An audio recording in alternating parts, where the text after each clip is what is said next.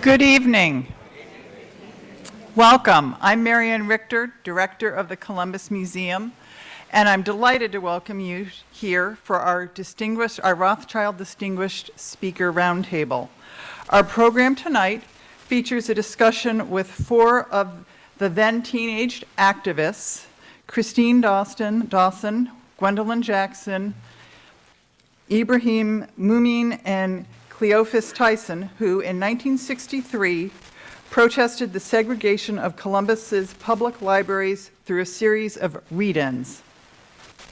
Serving as moderator is Dr. Wayne A. Wiegand, co-author with his wife Shirley of the Desegregation of Public Libraries in the Jim Crow South. Rebecca Busch, the Columbus Museum's curator of history, will talk more about our roundtable participants shortly. The Rothschild Distinguished Speakers Series is made possible by the Aline and Irwin Rothschild Endowment Fund, a 1998 bequest of the late Norman Rothschild in his parents' memory. It provides a means of allowing the public to enjoy Distinguished Speaker Series and other programs beyond the normal scope of the museum. We are grateful for this fund, which makes tonight's program possible, and to the Rothschild family for their continued support of educational programs at the Columbus Museum. We are also grateful to our partner, the Chattahoochee Valley Libraries, for sponsoring the exhibition related to our roundtable discussion. That exhibition is Our Stories Live Here, 65 Years of the Mildred L. Terry Public Library. At the Mildred L. Terry Library's partner program last night, Dr. Wiegand gave a wonderful talk about his book. And we are delighted to continue with a discussion tonight featuring these local civil rights heroes. As we all know, discriminatory policies barring African Americans from using public facilities were commonplace in the South in the era of Jim Crow. Such policies were in place not only at the Columbus Public Library, as we will hear this evening, but here at the Columbus Museum, an institution that was also segregated at that time. Both institutions have come a long way since then, yet we understand that the work toward achieving equity and accessibility for all is not over. And now, before turning the program over to Rebecca, I would like to recognize a few people. First is Sylvia Bunn, branch manager for the Mildred L. Terry Library.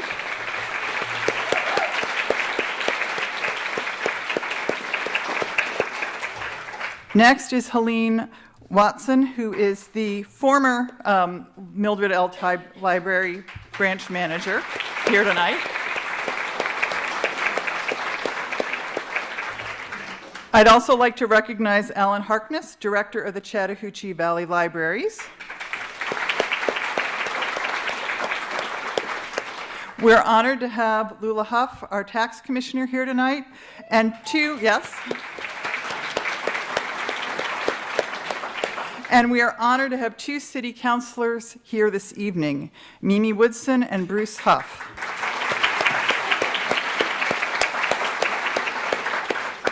And Councilor Woodson has a special presentation to make at this time. Thank you. Good evening, everyone. Good evening. I always like to start with thanking my almighty God for allowing me to be where he wants me to be at the time he wants. So I hope I do not offend anyone acknowledging my Father. It is a great honor and privilege for me to read this proclamation, and I have asked my co-worker Bruce to stand beside me because this is an historical event, and I felt that we work in pairs so often in this community. Why not have my brother in hand with me? So I like to read this proclamation, and then I would ask that if there are any of the protesters in the facilities to please stand so we can recognize you this evening, okay?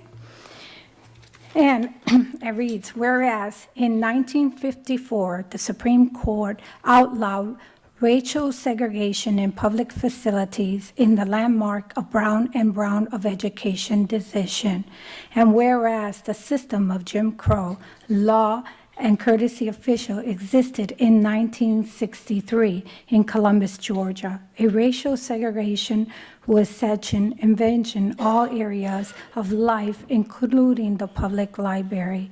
And whereas the American Library Association in June of 2018 passed a resolution honoring those who fought for library desegregation. Whereas students in Columbus, Georgia were arrested and charged with unlawful assembly and disorder conduct for the organizing a silent read in. And whereas Wayne A. and Shirley Wiegand are the authors of Desegregation of the Public Libraries in the Jim Crow South. And whereas on February 7th, 2019, Wayne Wiegand will hold a roundtable discussion on the segregation of the 1960 Youth Council of the Columbus branch of the NAACP to desegregate the Bradley Library in Columbus, Georgia in 1963. And whereas the city of Columbus wished to join in congratulating and thanking those courage students and organizers for their continue to the betterment of our life in our community. Therefore, I, B.H. Skip Henderson III, Mayor of Columbus, Georgia, do hereby proclaim Thursday, February 7, 2018, as Courage Students and Organizer Day. Thank you.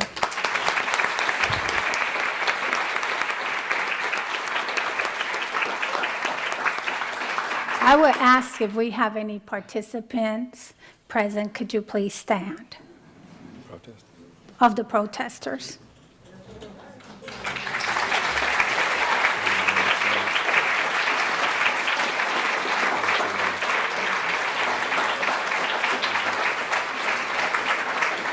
We would like to take this opportunity this evening to present you with a copy of the proclamation.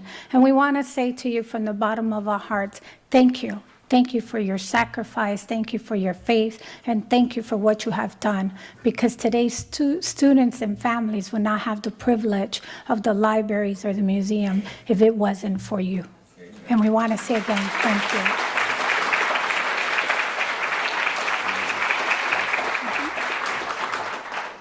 We also would like to say to the Columbus Library, thank you. Thank you, because and to the libraries, because as our community grow, and we are so diverse, we have found how to celebrate all our differences in unity. And this is a great example. So from the bottom of my heart, my colleagues, and 202,000 people in Columbus, Georgia, thank you for what you do every day. I'd like to present these to them.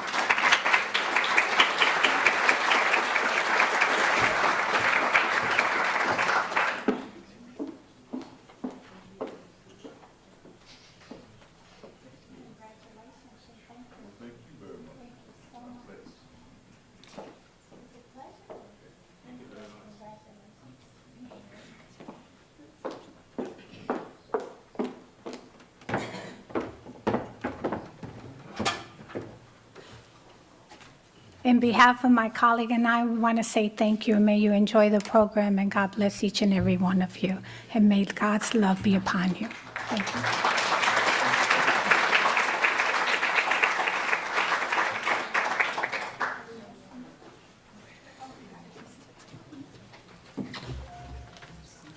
I'm sorry. Did we miss anybody?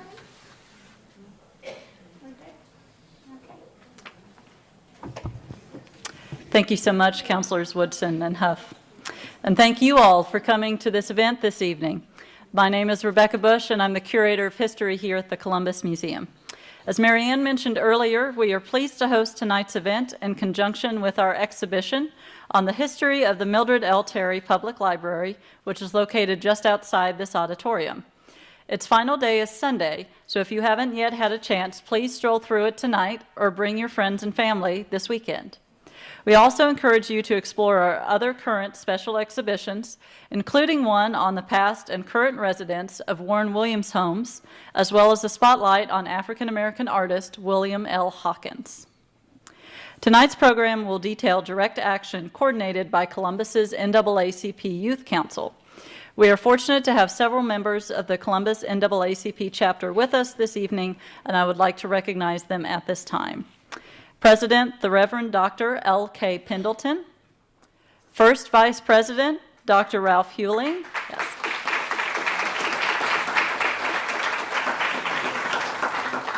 Secretary, Mr. Wayne Hales.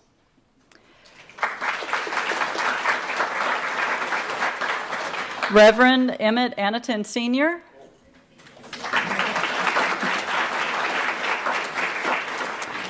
And Lieutenant Colonel retired Harriet Stevens. Thank you all for joining us this evening. At its height, the Columbus Library protest involved more than 40 young people. Though not all their names are known to us today, we'd like to read the names of those whose names have been recorded. Christine Barksdale, Gwendolyn Barksdale, James Brown, William T. Crawford, Bobby Hill, Dolphus Jean Lewis, Forge M. Magruder, James Mitchell, Mary Moss, Charlie Porter, Jake D. Porter Jr., Gwendolyn Smyrie, Cleophas Tyson, Charles Willis, and Charles Henry Wright. At the request of our panelists, we will observe a moment of silence for their fellow protesters who died before their stories could fully be told.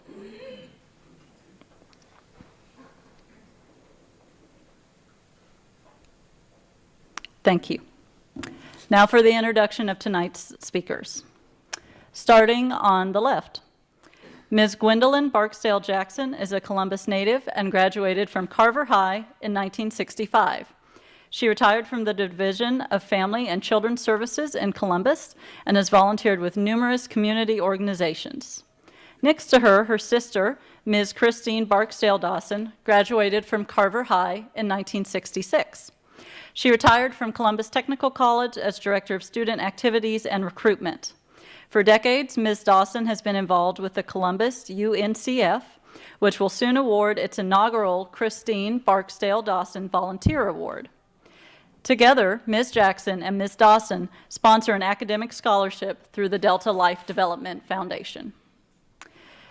Skipping the gentleman in the middle for a moment, Mr. Cleophas Tyson graduated from Carver High in 1964 and now lives in the Atlanta area. He retired as a railroad conductor with CSX and also worked as a defense contractor in Afghanistan. He enjoys spending time with his family as well as designing and printing t-shirts. On the end, Mr. Ibrahim Mumin graduated from Spencer High in 1965 as Charlie Porter. For several decades, he has been a community economic development consultant in Washington, D.C. He is a member of Leadership Washington, was the first Muslim chair of the Interfaith National Conference for Community and Justice, and in 2013 was invited to unveil a statue of Nelson Mandela at the South African Embassy after being arrested for protesting Mandela's imprisonment in 1985. And finally, last but certainly not least, our moderator, Dr. Wayne A. Wiegand, is the F. William Summers Professor of Library and Information Studies Emeritus and Professor of American Studies at Florida State University. He has authored or co-authored several books about the history of libraries, including many with his wife, Shirley A. Wiegand, a Professor Emerita of Law at Marquette University. The Wiegand's most recent book, The Desegregation of Public Libraries in the Jim Crow South, will be available for sale upstairs in the museum shop after tonight's discussion. And with that, please help me in welcoming our panelist and Dr. Wiegand.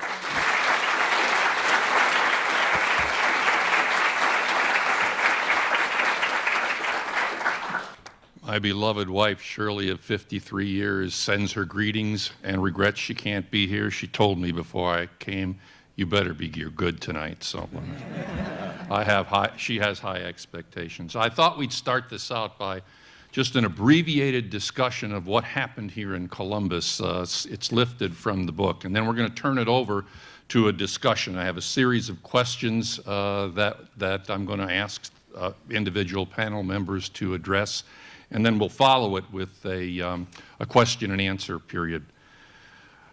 Okay, without incident, at 5:30 p.m. on July 5, 1963, one male and 6 female Columbus black youths between the ages of 13 and 17 occupied 2 tables at the white W.C. Bradley Memorial Library.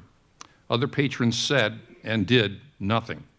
Shortly after 6, however, 17-year-old Cleophas Tyson, president of the NAACP Youth Council's Columbus chapter, and 15-year-old Gwendolyn Smyrie left the room to call a wire news service in Atlanta.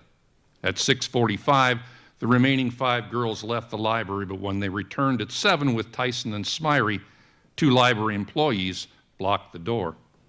5 minutes later, the director intervened, and while he talked with the teenagers, other white patrons entering and exiting the building expressed their displeasure at having to walk around them. Tyson asked the librarians to recommend to the local Board of Education, exercising authority over the library, that it desegregate the facility. The librarian said he would not initiate the request, but he would recommend the library integration if the group, in a proper manner, asked for a meeting with the board to discuss the request. The librarian then allowed the group to enter the library, but closed it for all other patrons. 3 days later, another group of 12 male and 3 female black teenagers entered the library at 2 p.m., took books from the shelves, sat at tables, several left to make phone calls, then approached the circulation desk one by one and surrounded it. When asked to step aside to allow white patrons to check out books, librarians argued they stood so close to each other so they could block the counter, they refused. Librarians denied them library cards, refused to check out books they brought to the desk, and told them to use the 4th Avenue Negro Library. Instead, teenagers peppered the librarian with questions. Soon, police arrived. They just stood there, the police chief said later. I read them the state law on unlawful assembly and told them to leave and there would be no case made against them. They just looked at me and said nothing. Because they refused to move, he reasoned, they were creating a disturbance. Police arrested 3. One girl had reportedly bumped several white patrons trying to access the circulation desk, and charged 4 with unlawful assembly in what the city's major newspaper, the Columbus Ledger, called a read-in, a direct action term that now joined sit-in, kneel-in, vote-in, ride-in, and swim-in the lexicon of civil rights activists.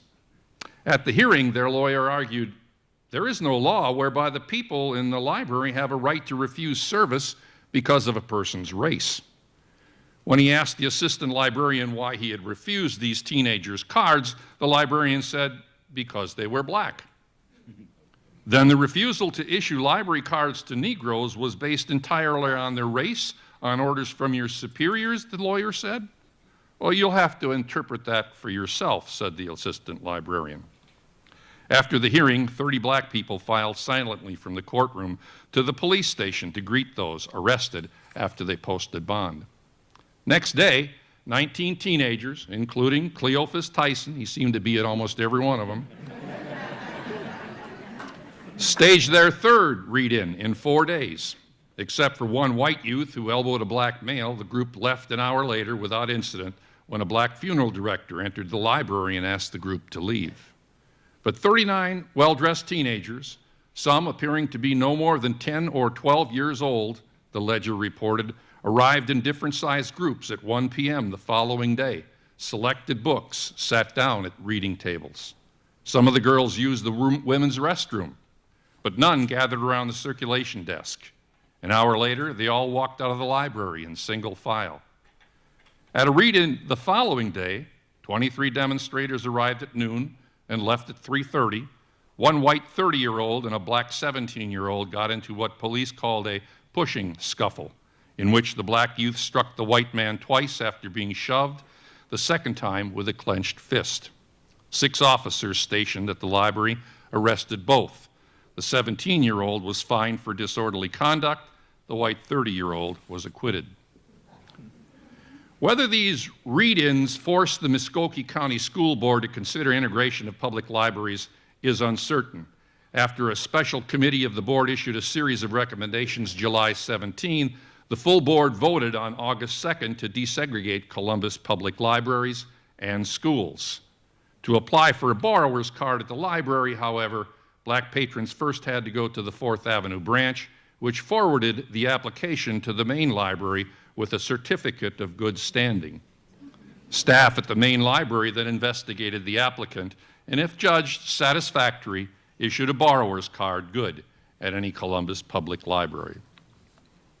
Okay, so I'm going to ask individuals certain questions. They've all heard these questions before, because this morning we had a room full of teenagers from local high schools who are just in rapt attention. You can tell that when you're up here. So anybody who falls asleep, I'm going to know it, by the way. Rapt attention. So, Gwendolyn, as a teenager, what public accommodations were you allowed to use? Which were restricted? Public accommodations we were not allowed to use. We all lived in a time, this group lived in a time, you lived this, so you know. There were black, well, let me take that back. There were colored, and there were white. There was white. We had separate theaters, cleaners, taxi cab companies. Everything was separate. It's supposed to be equal, but we know it wasn't equal. Some facilities will allow you to come but use a back door or a little window to get your food. You can shop in certain areas. Well, the main shopping area was downtown on Broad. That's where we did our shopping. But you couldn't eat on Broad. We lived it all. The children didn't understand this morning because they weren't there, so we had to really paint a picture for them. But you were there. I don't know, back in my mother's time, I think they said at the theater they were upstairs in the balcony and whites were at the bottom, but we had our own. So we were good with that. Christine stated to the students this morning that it was what it was, and we adapt to our surroundings. So we fell in line, and that's what it was. I know of no open option for me. On the bus, there was designated seating, and we adhered to it. In the restaurants, we knew not to go in there, so we didn't go. So we all lived through that era. Ibrahim. Mm-hmm. Ibrahim. Oh, well, is my mic open? It's working? Okay, thank you. Gwendolyn is right. This morning, talking to the high school students made all of us go deeper, and I had not thought about this in years. Remember, now we're talking about something happened 55 years ago. And for me, what was clear, I was saying to the students, Columbus was completely segregated. The Board of Education was completely segregated. No black people on the Board of Education. Spencer High School, I went to Spencer. By the way, hello to the Green Wave Nation. Spencer was segregated. No white people at Spencer, either students or faculty. The library was segregated. The stadium was segregated. We used to call it Memorial Stadium. Now they call it something else. McClung. The baseball stadium was segregated. The theaters were segregated. Buses, golf course, swimming pools, parks, and even the cemeteries. In fact, I saw my good friend Charles Huff here. If you were black, you couldn't be buried in a white cemetery. So that was the situation that we had, Wayne. And as I was saying this morning to the students, I was a voracious reader. I was blessed that even though I went to the quote all-black school, we had some wonderful teachers. And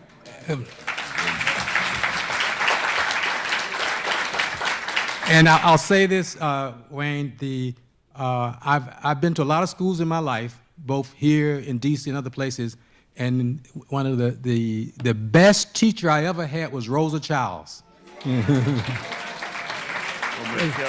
Spencer High School. But the lady who got me started on my activism was also a teacher, Ethel Coleman. Ethel Coleman, I think Rashida Ali has to help me out. It was either social studies or civics or history, I can't remember. But she made us do role playing, and we would force Cleophas to stand up and memorize portions of the Declaration of Independence and the Constitution.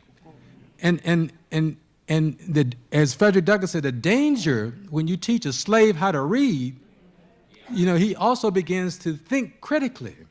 So my thing was like, if you say we the people, and of course Ms. Childs said we is a pronoun that stands for a noun. Who's the noun? Who is we?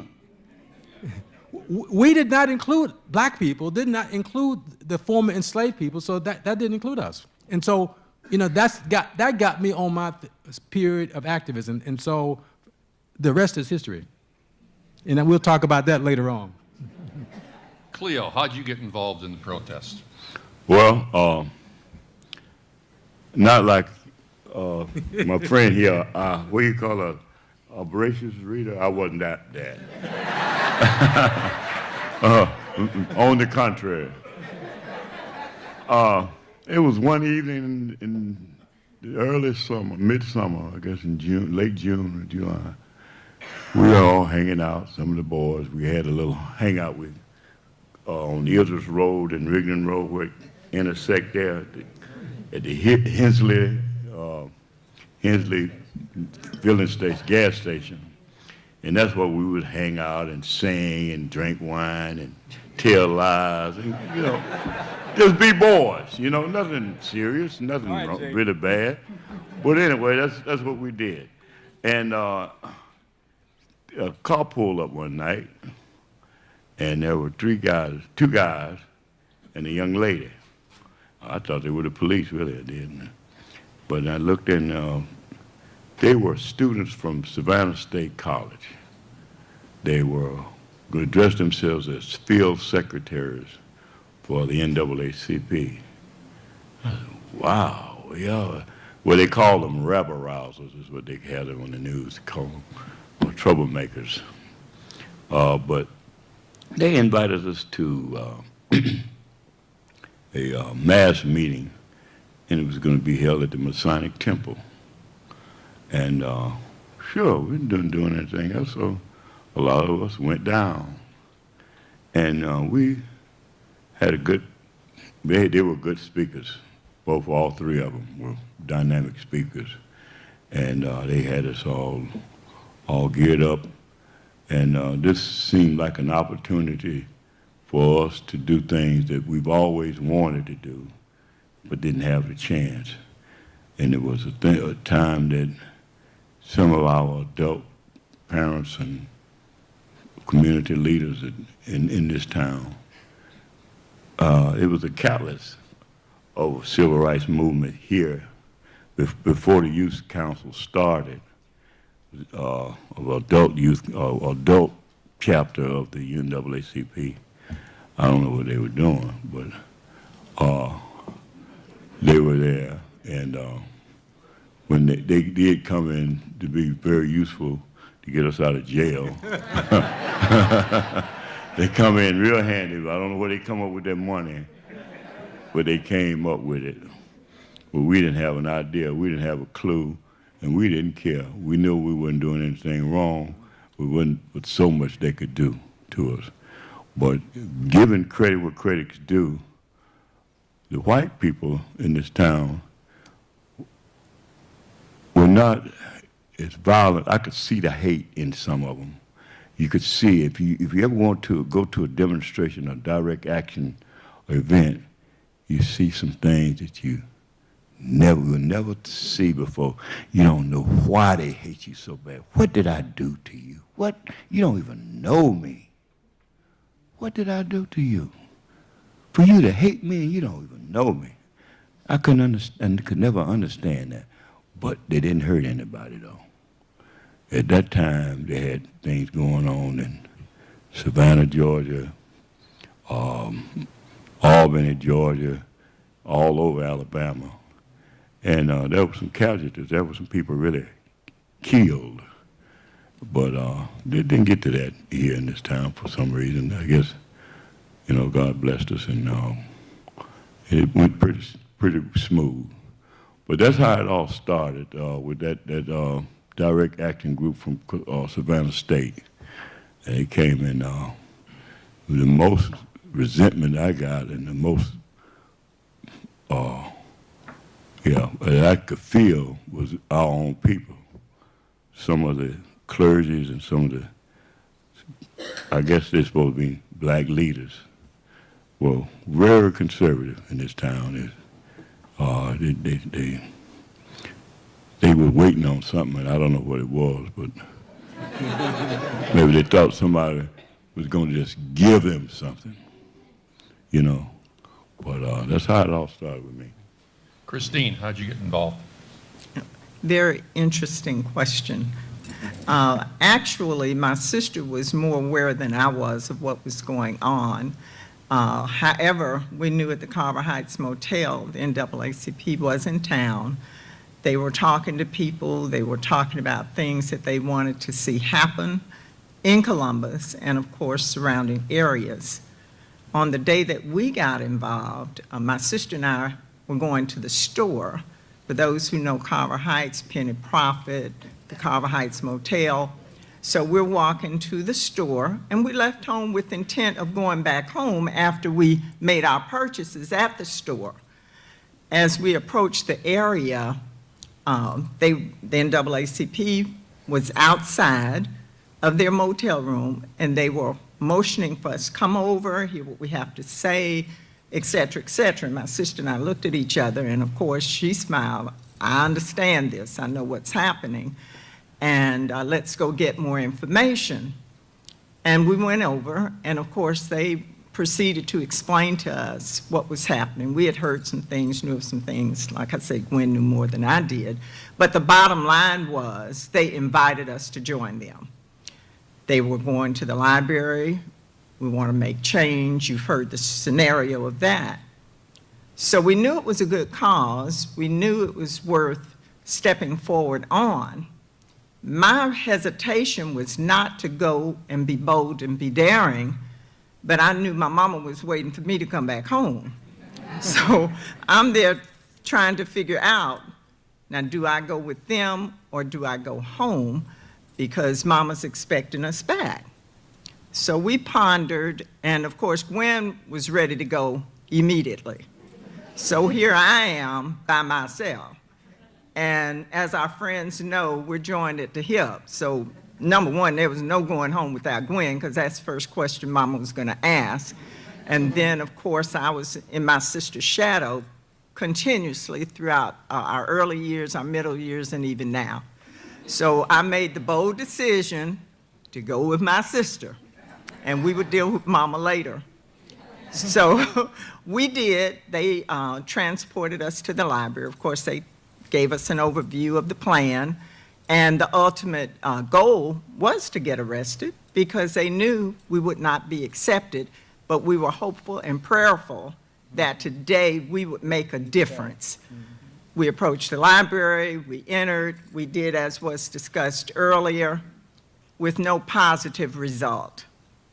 Ultimately, they said you will leave with no charges, no harassment, but you gotta leave or you're going to get arrested. So we decided at that point, because we knew going in, ultimately that could happen, and we refused to leave. They called the police came again, reiterated the orders, leave or get arrested.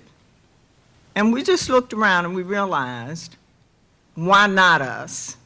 Why can't we come here and have access to quality books and all the things that that library offered others?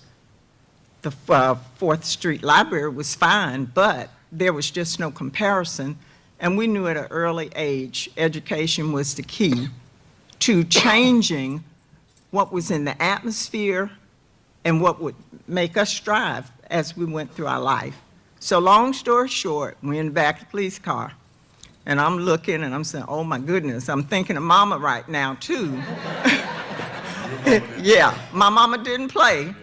And I know at this point she's wondering, where are they? And we didn't have a car, so she couldn't come look for us. So that was in the back of my head too, but I said, well, Gwen, I have to deal with her because I'm going to be behind her when we get home. So anyway, we were arrested, quote unquote. We get down to the police station and they go through the routine. However, we actually were not booked. For those of the 60s, you recall Mr. Lorenzo Mans, who was a truant officer for Muskogee County Schools at that time. And of course, we knew him personally through our family. He scolded us. He called our mom to report where we were and what was happening. Of course, she told him to bring us home, and he did.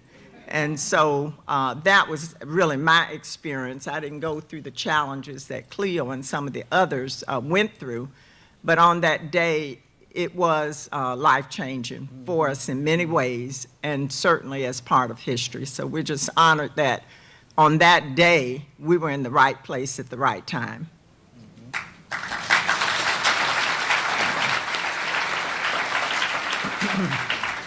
I'm going to ask both Gwen and Ibrahim, when was the moment they were most afraid? I'll start with Ibrahim. When was the moment I was most afraid? Actually, I wasn't really afraid during the '63 encounter. I think the only time I was really afraid in terms of my activism was that I was downtown on Broadway one day with my mother. I had to have something for school, and she was going to pick it up.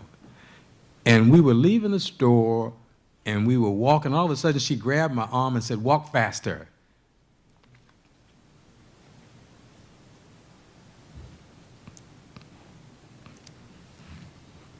And I looked at my mother's eyes, and I said, "What's wrong?" And I said, "Oh, we shouldn't leave. There's a parade coming." And what I discovered when I stopped, all the people had on the same uniform. They were white with cones on them.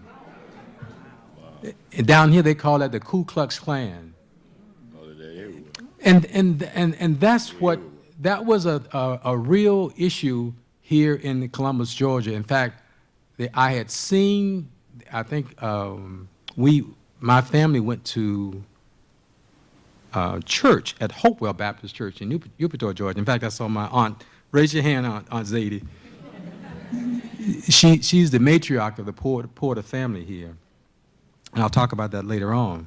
But they had the Ku Klux Klan had a house, a headquarters on Macon Road just before you got to Upitor. And I was kind of like Cleophas. I couldn't understand why were these people trying to intimidate us and threaten us and things like that. And as I read, again, the danger of teaching us how to read is they were trying to intimidate us from voting, from exercising our rights as citizens, from getting involved, in the electoral process, of the city government. And so that was the backdrop, in my head. When I went I got arrested, I think I shared with you this morning, I was interrogated by Captain Clyde Adair, and Wayne was curious as to how I could still remember the name. And I remember the name because I stared at his nameplate in front of me. And Christine and Gwendolyn, they may have been treated nice, but I didn't consider my treatment nice. I saw it as psychological warfare that they were doing, interrogating me. And in fact, I just saw my son slip in. He think I didn't see him from D.C. But I see y'all mad. But one of the things I tell my children and grandchildren, especially black boys dealing with encounters with the police department, when you stop, there are two questions you need to talk about. Am I free to go? Am I under arrest? Right? And if those questions are yes, then your next thing is lawyer. Say nothing else. And so, you know, I said nothing to Captain Adair except I want to make a phone call. And that's how we got it. In fact, I was like Cleophas. I didn't realize that we had to, the only call they let us make was to our parents. You know, that was a call you didn't want to make to Jake and Viola Porter. But we did, and I remember coming up and getting that, you know, have my dad come, and it was a very bad situation. But I wasn't afraid. Wayne, I think I was more angry than afraid. And I was glad, I don't know if my brother-in-law, Dan Dolman, is in the audience. Dan is not, but my next door neighbor was a guy named James C. Hunter. James C. was a student at Payne College, but he mentored me. And he used to bring me the Jets and the Ebonies. And I had read Martin Luther King's letter from a Birmingham jail, and that helped influence me. So James C. helped me channel my anger into something where I embrace nonviolent direct action. Other than that, I'd have probably been a different brother. Okay. Gwendolyn, when were you most scared? We all read about the violence in other cities throughout the United States. So I knew about it. I was prepared for it, I thought. I knew it was something I wanted to do, and I wanted to step forward. But I always kept that in the back of my mind. This could be a bad day for you. At the library, we encountered no incident. It went exactly as Chris said. When I became frightened was when the police came. Now, you got to remember, we're 14, 15, 16, 17-year-old kids. They put us in the car. They never raised their voices. So we were okay, but you're still going to jail, and they called it then, we're going to headquarters. And we were taken to headquarters. When we got there, we were asked a few questions, not too much, because really they were after the rebel rousers like Cleophas and Charlie. Charlie, Cleophas, and some others. And the outside influences. Yeah. Those people, those are the ones. They're the ones that coming in and disrupting Columbus. Mm-hmm. After we got to jail, and like I said, it was pretty smooth. And I didn't even remember Mr. Mann's getting us. I told Chris, I couldn't remember how did we get home, but she remembered. Then it was facing Ann Lar. So, but when I was frightened when the police came. I was. Mm-hmm. I should tell you that the events in Columbus were heavily influenced by the Albany movement, which is down the road a piece from you. The Albany movement was a scattershot series of protests against a variety of public accommodations, including the library. But because King had come into Albany and been arrested there, he'd brought with him CBS, ABC, NBC News, New York Times, Wall Street Journal, et cetera. And so there was a lot of press attention that was going towards the Albany movement that I'm sure people here in Columbus were reading about in the newspapers and watching on TV in the evening, and that influenced their reactions. So the next question, Christine, why do you think the library leaders folded so quickly? Well, they did not want, I would suspect, a repeat of what had taken place in other locations. It's that simple. Why not? Because the thought process was the same.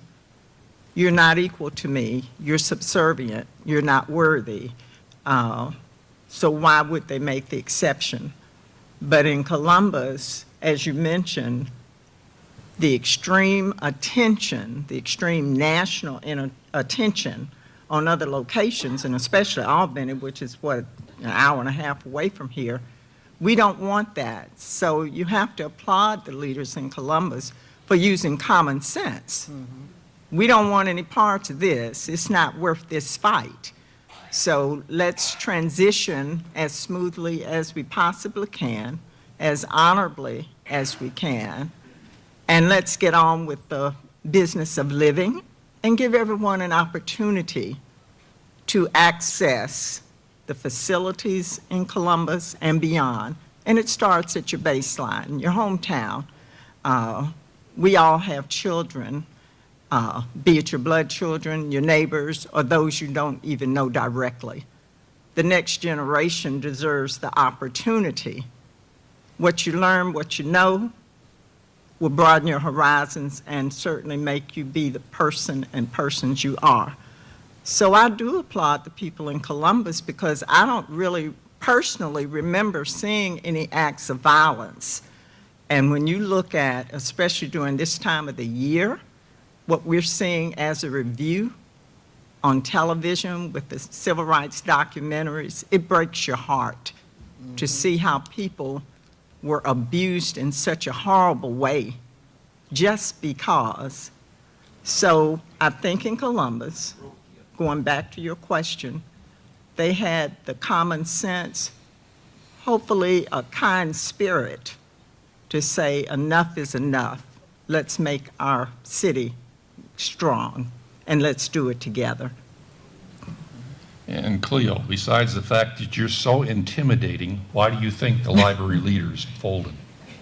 Well, I think back to, for that question, I think back to the negotiation we had with Roy Martin. He was owner of most of the theaters around the Southeast.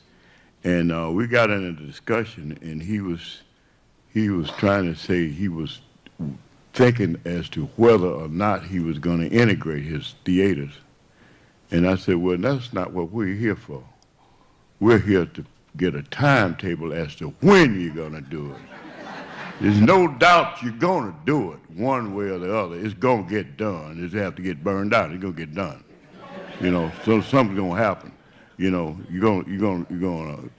So I think the white establishment in this town kind of knew that it was coming. They didn't want to see that. And see, I'll tell you another thing. Columbus was dependent on Fort Benning, Georgia, that time. It's not like that now. People come to Fort Benning now and never come to Columbus. But see, back in those days, every dollar that they made out there, they was spent in Columbus mostly. You know, they had to come to Columbus. So if anything happened, negative happened in any part of Columbus or any store in Columbus or anywhere part of Columbus, the military cut it off limits. That was it. And it wasn't long after they were going out of business. And they did that. So I think they didn't want a lot of the negative air that they had. So what we would do, we wouldn't deal with the Ledger Inquirer.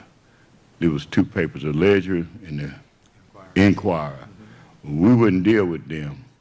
We went straight to UPS, the Associated Press Wire Service, or the United Press International. There's another wire service. And because we didn't let them spin what was going on the way they wanted to or ignore it. But I got to commend the white population here in town. They didn't hurt us. They could have. My daddy used to tell me, Daddy, son, go in this door today, don't come the same way the next day. Be careful, be careful. But God is good. They looked out. And we weren't put in disgrace like a lot of places. Still got a name that they can't live down just because of civil rights and the way they handle that situation.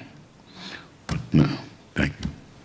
Okay, historians like myself and Cheryl depend upon records in order to unearth the names of individuals who participated in events. So if individuals who participated weren't somehow identified in a record, they escaped our attention. We have a person like that right now, Adolphus Gene Lewis, who's sitting over there. who participated in one of the, at least one of the protests, and we wanted to give him an opportunity to say a couple sentences. Is there a microphone that he can go to? And after, I don't have to say how many Spencerians in the house is already. I just heard you. It's a Spencerian. So yell out again. Thank you. Thank you. Yeah, you know, when I heard about this occasion that Dr. Wiegand was going to do, some communication I received at home, and I recognized some of the people that on the panel. I said, hey, you know, I want the main part of this. And I want you all to remember 3 names. And I want you to give tribute to them. And I think Ms. Busch mentioned those names. That's Bobby Hill, a classmate of mine, Mary Morse Cumming. She was a junior at the time. And then Jane Brown. I'm not talking about soul singer Jane Brown. I'm just talking about one of our classmates. But anyway, at my alma mater, it was a hot summer, by the way. Very hot that summer. Because you know the March on Washington, this and that. But anyway, we had just finished up some work at Savannah State. I had just graduated. And we protested on our campus called academic freedom. And briefly, that meaning that we learned that a lot of resources that coming from the border region were not reaching Savannah State. So we want to deal with that. In addition to that, there's some kind of restriction on the female population, meaning that they cannot free and go and what have you. So we want to lift that because, you know, Savannah is a coastal city. People need to go on the beaches and everywhere. But anyway, we did a protest, and we were successful with that because they learned that we're going to put in a whole lot of applications to go to the University of Georgia, and they didn't want us to come up there. So that one way, they decided they're going to give us what we want. Now, to get back to the issue at hand. When I got home, Bobby, Mary, and James, they called me because they knew I was a native of Columbus, Georgia. And to say this now, you mentioned about one car. There were 2 cars involved. I had a 1955 Chevrolet to mobilize. So, but anyway, we started out and they called me. So our headquarters was started up in Carver Hotel. That was the only black hotel. That's how we got a lot of the Carver students at the time. They probably didn't know that, but that's how we recruited from that way. But anyway, we started there. Now, one thing I found in Columbus, this was a hard nut to crack here in this city. I did not know how racist it was at the time. I really didn't. I really, truly didn't. But we had to mention that in order to get in here, there's a lot of political and power structure here too, because we had to infiltrate that. So we had to deal with NAACP. That's the thing we all had at the time. I know people might want to criticize it. Mr. George Ford was the president of the CP. Now, he had to help us a little to navigate. But while we turned to students, because they were very active, a lot of older people here, they didn't want to get involved, okay? They did not want to get involved. So we had to crack this whole political structure here. And it was very hard. So, but anyway, since I was a native of Columbus, and I didn't mention they got arrested too. I got arrested one time. Because they want to demonstrate one of the leaders to get out front. So I got out front since I was a native of Columbus because why? My parents paid taxes here. Okay, they paid taxes. I had a right to use the library. Okay, so I got arrested once. And I don't ever remember, and maybe you all do, that you ever get Mirandized. Did you ever get Mirandized when you were arrested? No. You see, I could have made a lot of money if I knew what I knew today. I'm lying. I could have broke the city. But I did not get Mirandized, read my Miranda right. But anyway, there was no violence. Now, let me say one more thing here. Why did we target the library? We targeted the library because we thought that would bring a little more public sentiment in terms of children want to read and had a right to read and not bothering anybody. So we want to target that. Now, we want to go further. We want to do the recreation facilities, parks, and et cetera. But somehow time was moving fast there, and the March on Washington and all that, so I don't know what happened to that. Maybe the youth council will tell you that, okay? But anyway, now, I did have my library card. I've had it for years. I wanted to hold it up and everything. Because I wanted to hold it up, because 10 years ago I spoke at my high school all-class reunion. And believe it or not, I'm glad we're getting a lot of attention today, because I had a reference in my speech about this event, Desegregation of Library. And my speech was Sankofa. Sankofa, that's a mythical African bird. It says here, looking back to move forward to build a future. So I pulled that in there in terms of the segregation about it. But nobody in the audience even knew what I was talking about. No one knows, so I'm glad you brought this to light. When I read this, no one knew, did not respond when I said or mentioned about the segregation of the library here. Because I wanted to hold my card up, but somehow I misplaced. I had it for years. It was supposed to be a memoir, so, but anyway, that's basically where I come in at. So I'm so happy and fortunate and glad to be here. But remember those three names: Bobby Hill, Mary Moss, Jane Brown, now Dolphus Lewis.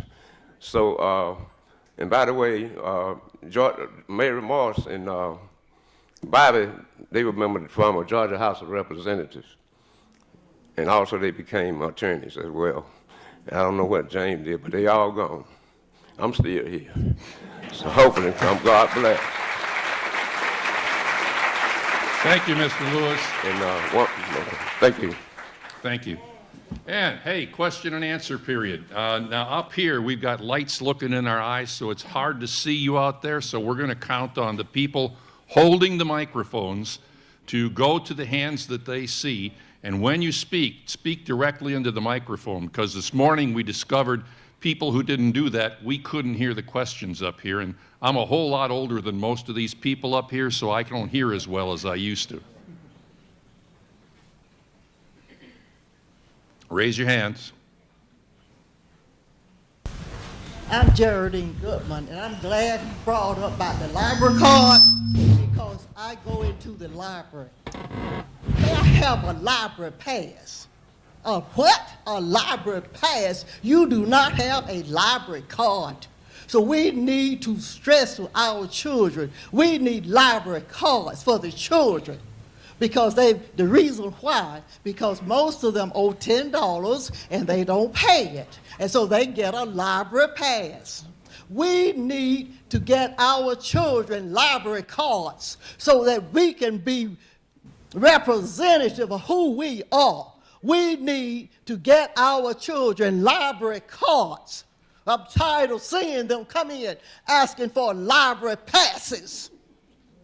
I don't think there was a question in there, but we certainly agree with you.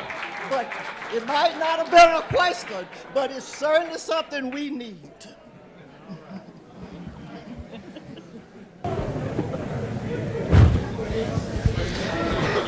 Hello.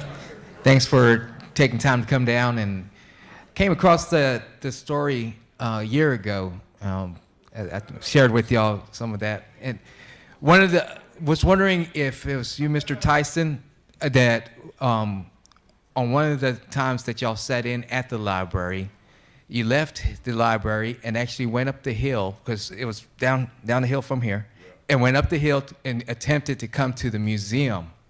And I've just kind of tied it in here.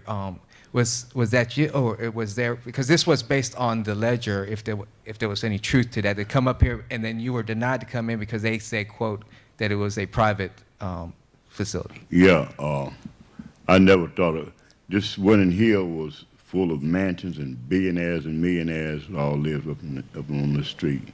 And the reason we didn't come up this way wasn't because of the hill, okay? It was because you know not to come up here. And matter of fact, when we were going through the protest at the library, we still didn't think or conceive of coming here. We all knew that when W.C. Bradley, one of my former slave masters, that family were, they made sure in the bylaws of giving this institution to the city of Columbus, no blacks allowed, never. That was in the paper, on paper. Okay, that was on paper. It was part of a covenant that went with the property. That's right. So we didn't even know that. We thought, like you said, we thought it may have been some type of legal obstacle that we couldn't deal with right then. And we were just, this place was just frightening. This whole little strip here was just a little frightening to us growing up. You stopped at the bus stop down there on the corner. You didn't come up here. You just didn't. That's why I was asking if there was, because as reading across the articles that there I don't was know where that something came like that. from. Okay. I never know about coming up. I had it in my head, never. And then was anybody that were involved with? No. Because it was a week long type of thing that the churches ended up. Well, not in any of the groups that I was. Okay. No. And okay, thanks. We knew better. My name is Emmett Annerton, and I heard about one of the solution to the problem was Bill Turner, also Dr. J. Flakes and Ford, and others who got together who had a meeting and trying to curtail some of this. We got Jesse Jackson, not Jesse Jackson, but Jesse, to come here, Jesse Taylor, for our urban league to come here and help to solve some of the problems. Was that before or after all of this? Was the urban league that came in and helped to get things? That was after? Okay, well, yeah, okay, thank you.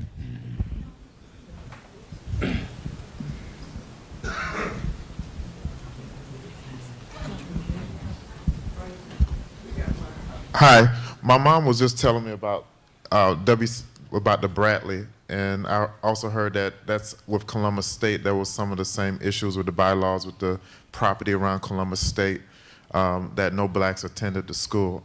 So in light of what's going on today with all the controversies going on with the blackface and everything, do you see the same type of challenges for racial justice today as you did in 1965 or 1963?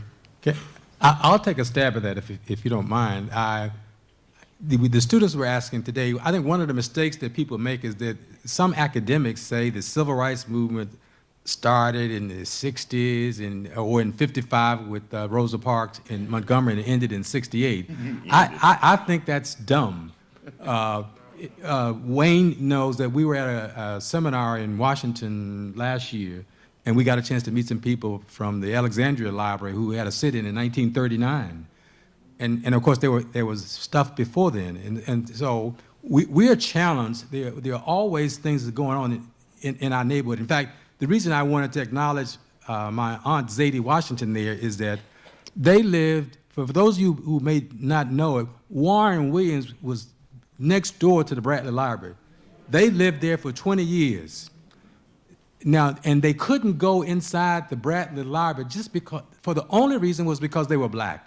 If they had been a white family living in Warren Williams, they would have been able to walk around the corner and go into the library. But because they were black, they had to walk a mile and a half down to the 4th Avenue Library, and that was wrong. And part of the critical thinking that I got from reading was, this was in 1963 when we protested. This was 9 years after the United States Supreme Court, in a unanimous decision written by the Chief Justice, said segregation in public facilities is wrong, unconstitutional. But the total Georgia legislation refused to acknowledge that. And if you are in school, look up Southern Manifesto.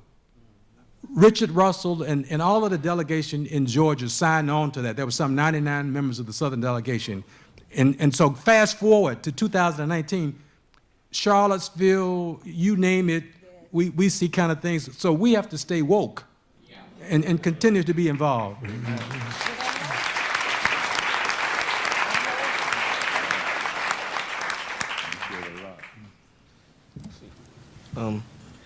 Hello, my name is Armand Talbert, and I have this one question. You guys have suffered a great deal to make sure our libraries are were integrated. So I have to say, how are you guys able to tolerate the abuse, the name calling, the race calling throughout you guys' days? Now, Christina. well, I personally did not have that encounter with name calling and whatever. I mean, you just knew you weren't welcome, and that gives you an indication. But as far as what you're alluding to, abuse, verbal abuse, physical abuse, I can't speak to that personally. Maybe the guys can, but we didn't experience that. I'll say while Cleophas is thinking, the one good thing that the NAACP did for us is those workshops and seminars we had at the, whatever the name of the place was, preparing us. I say that I have some young friends who are in Black Lives Matter. You know, we didn't just wake up one day and go to the place. You know, there were strategy sessions, as Dolphus talked about, and they were told, you know, the people are going to call you nigger, you know, and some other kind of things, but you've got to be prepared and not to provoke. Because our issue was not with the police, really. Our issue was to get arrested, and we could fight this in court, because we already saw what Thurgood Marshall and those people have been able to do, and we knew that if we got to court, the Georgia statute requiring segregation would have to fall to the federal statute from the United States Supreme Court. And so we had to be disciplined, and we had to work. And you, used to say in the movement, you have to watch out for agent provocateurs. That means people who come designed to try and make you do something stupid, and the next day in the Ledger Inquirer, the article will be black students fight at the park or the library or something, as opposed to the desegregation of the library. So you got to stay focused with your eyes on the prize.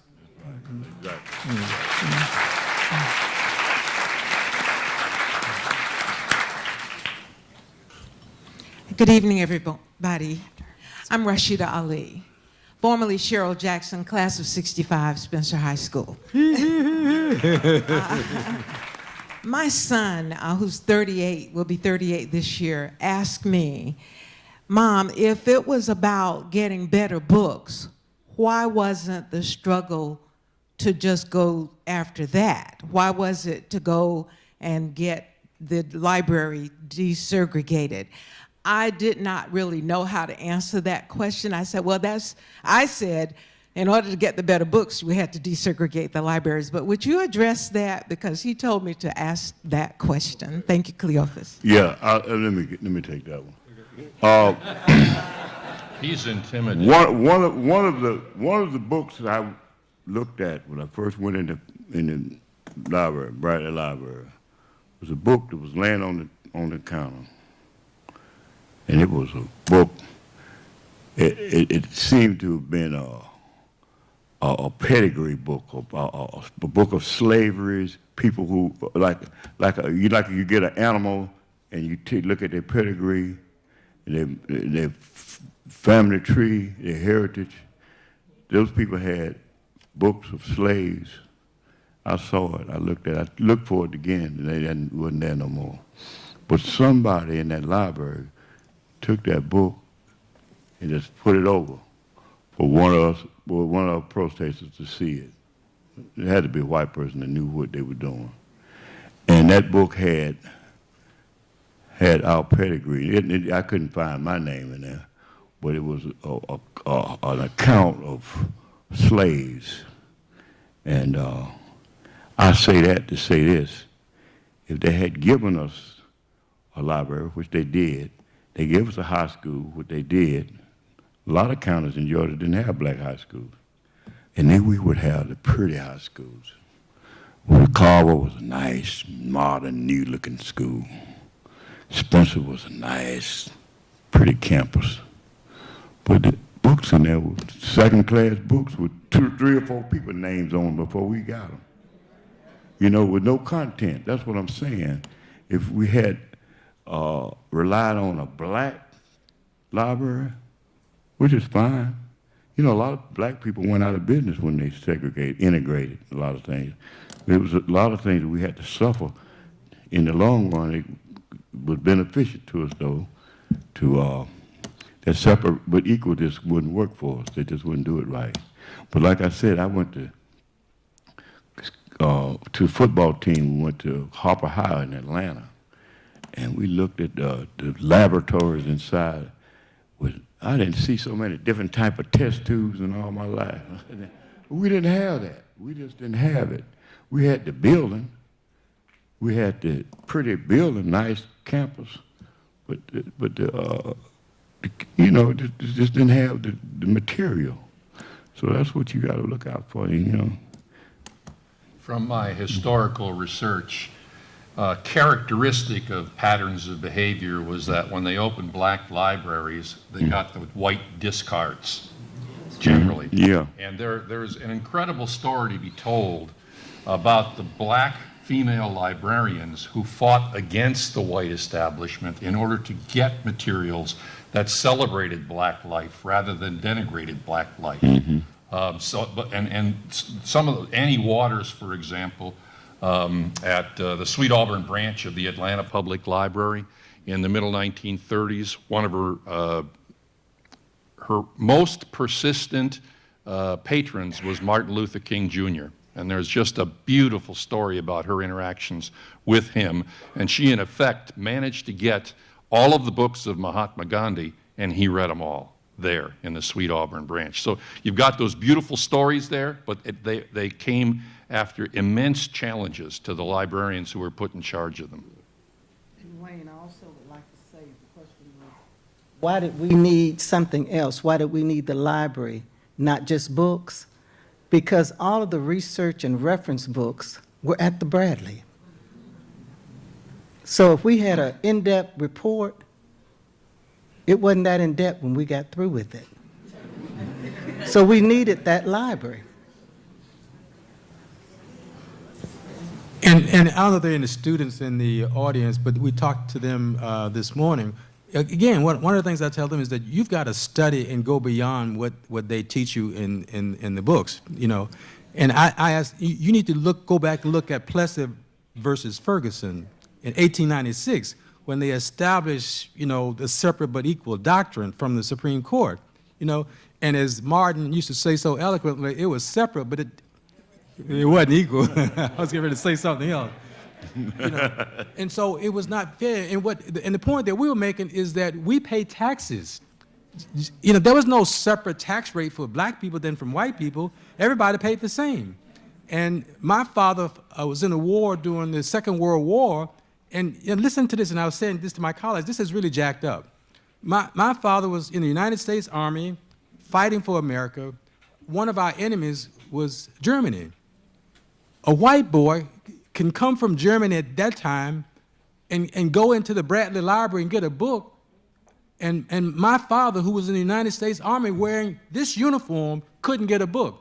And you talk about leaving nobody behind and you know, God bless America and stuff, that was jacked up. You know, and I saw that as a 15-year-old. So any of you all who got 15 and 16-year-olds, listen to them, you know, because there's so much information out there that can give us background, and you can challenge things. And I'm encouraging people to challenge stuff in your classrooms too. And when I left here, the school was Columbus College, but now it's a university. But I hope it's a great university, and we should be encouraging scholarship out there, and so that Wayne and Shirley did a great job. In fact, let's give them a hand. You know.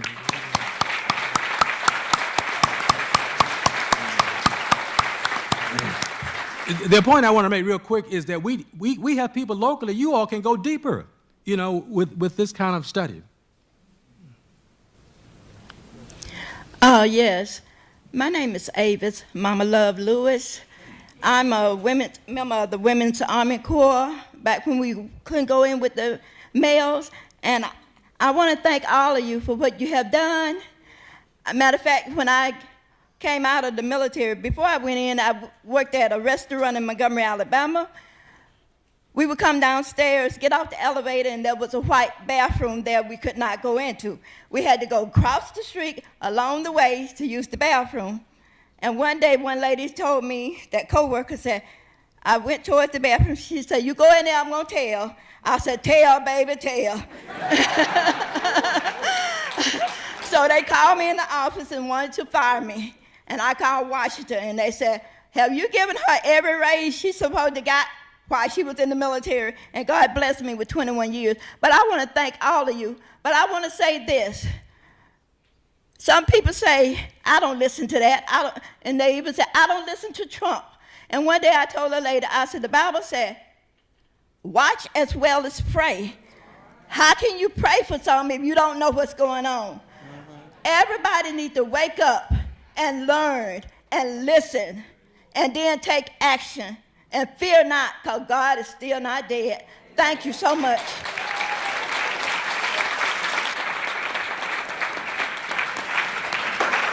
Thank you, everybody. These have been great questions, and we have time for one more.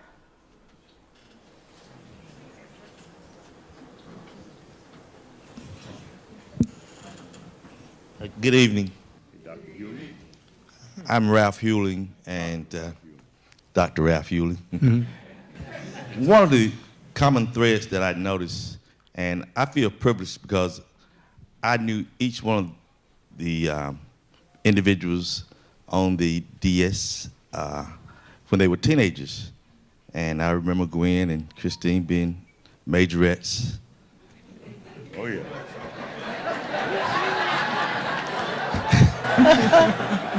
And of course, Cleophas' hair was curly and pretty. That was a long time ago. But, you know. It was black, too, wasn't it? Yeah, it was black. I remember. And you were slim, too. Yeah. But, you know, one of the things that I do remember is that, you know, we all lived in Carver Heights, and we had the Carver Heights Hotel. And that hotel was a place where Jackie Wilson, Sam Cooke, James Brown, that's where they all stayed when they came to Columbus. Yeah. And the fact that you guys were recruited at that particular time, you know, I'm just reminded, you know, and Brother Porter, that you were recruited, and this was an act of God. For what the book of Esther say, for such a time as this. You know, the fact that you all had military backgrounds, you know, and you had been exposed to something, you know, integration. And you just knew that it was the right thing to do. Right. And so I want to, you know, not only commend you, but commend your parents, but also just ask this one question. You mentioned, Mr. Tyson, that there were some African Americans that were in opposition to us moving forward. How prevalent is that today? Is that question, Doctor, is that question directed to me? Because I really don't want to call no names. I really don't. But I must say that, you know, when I left Columbus, I left with a real sour taste in my mouth about my own people. I just wanted to be a real, I don't know, I had given up. I know, in other words, I did make some bad decisions, but then I thought, after I make these bad decisions, then that maybe some of my people might come help me out. Well, they didn't. But yeah, that's a life lesson. You know, people have reasons to be, have positions or opinions that they have. They have their own reasons for that. Some of those guys had big mortgages with these people, white people. They couldn't cross them. Matter of fact, you see, white people pick black leaders. Black people don't pick their leaders. White people pick them. That was the rule then. I don't know what's going on now, but I think it's better now. But all of the people that, just like I said, they had the NAACP intact here. I don't know what they were doing, but they were meeting every week or every month, whatever they were doing. But these people were all mostly mortgaged out. My daddy had a mortgage. And when my name hit the paper, the first time it hit the paper, my daddy got fired. He was driving a truck for this particular florist company. He was a retired soldier, but he still had a family to take care of. But he used to drive the truck home every day. That was his little routine. But this particular day, he had to walk home. They told him, we don't need you no more. Because we had the same, my dad and I had the same name. You know that. But, you know, people just have their own reasons to have their own positions on things, you know. And economics is really rate high, you know. And they just couldn't do what they wanted to do. But see, we had these teenagers, we were little crazy little teenagers, we didn't care, you know, and we didn't have nothing to lose. My daddy had to go, you remember, my daddy had to go to Ohio to get a job to take care of his family because of me, you know. But it was what it was, that's it.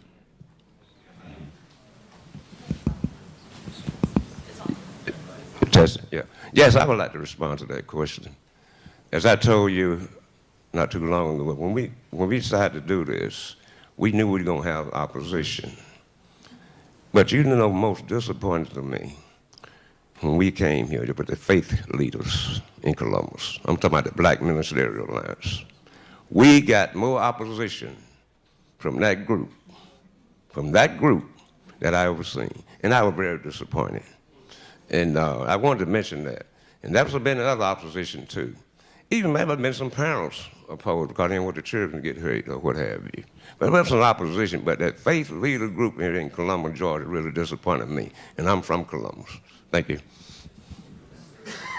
Rebecca. Yes. Let me just mention one thing. I need to, our meeting to end on a low note. It reminds me of Rashida, something that we got at Spencer High School. I think it was Dickens. It said, these are the best of times and the worst of times at the same time. And I just want to say, last Tuesday, when I watched Stacey Abrams give the response to the thing,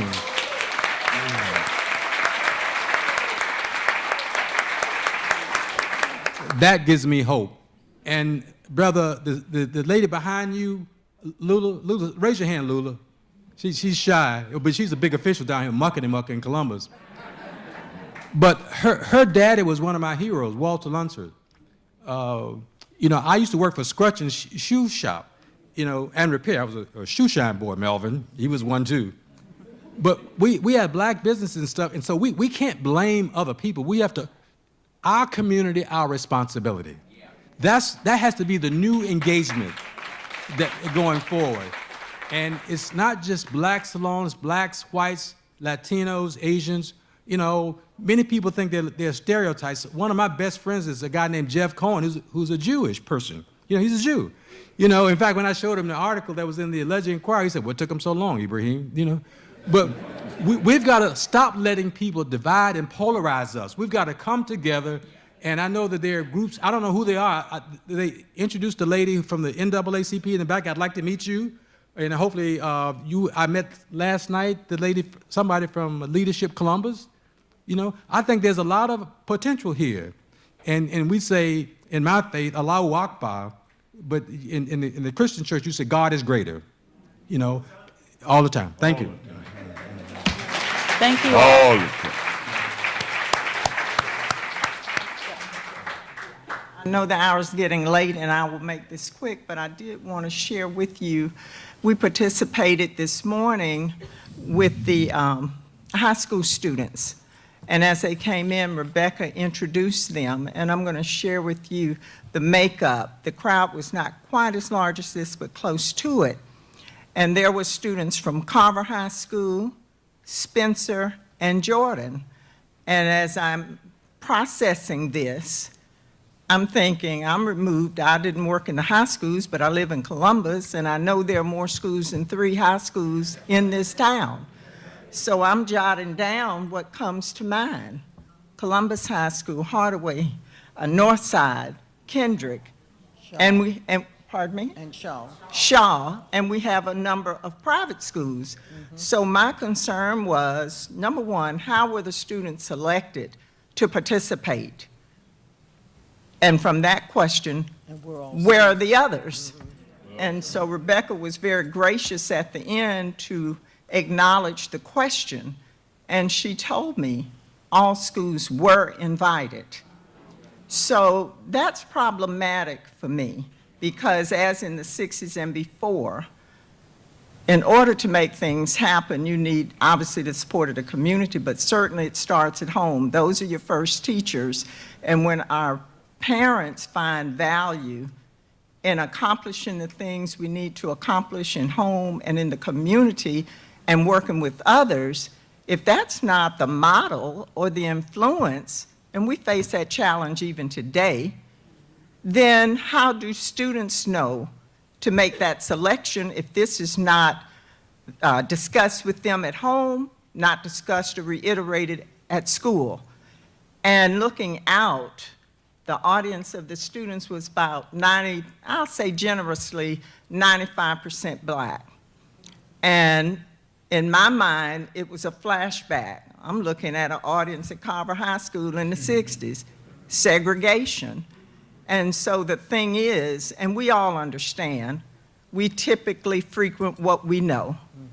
And no one is trying to change anyone's persuasion. We just hope that people will be kind, thoughtful, and treat people with respect. Our anatomy is the same, our desires for ourselves and our families are the same. But it disturbed me today in 2019, we come to an assembly this month of all months. Where was the due diligence to have representation? So if that's how we look now, what are we up here for, talking about 65? But I wanted you to know I was really proud, more excited about participating with the students, because this audience is old school for the most part. You know the chronology. You were there, many of you. But these students don't have a clue, and I had hoped, as I told Rebecca, I wish we could have had actual table talk. I want to know what their thinking is. How, do they understand the struggle? How do they view circumstances today? And what the obligation is for all students, Black, white, whatever. So no one's asking for a pass. But I wanted to share that with you to let you know we still need to make the commitment that if we're saying we're about all of this, unity, we have to start with these kids because they are the future. And if they don't see the significance of it, it goes to the wayside. And that's what happened today. And that's my big takeaway, was student involvement or lack thereof. And I just hope the schools and the authority figures will consider some things and call to action. What can we do differently? Maybe what can we do better? Thank you for listening. I appreciate the opportunity.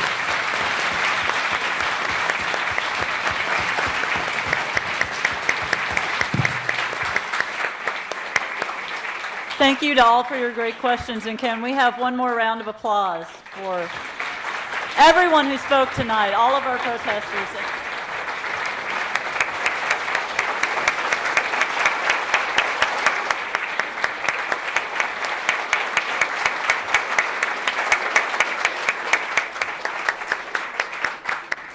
Thank you all for coming this evening. There are refreshments outside for you, and as we mentioned, there are copies of Dr. Wiegand's book up in the shop. Thank you all, and have a wonderful evening.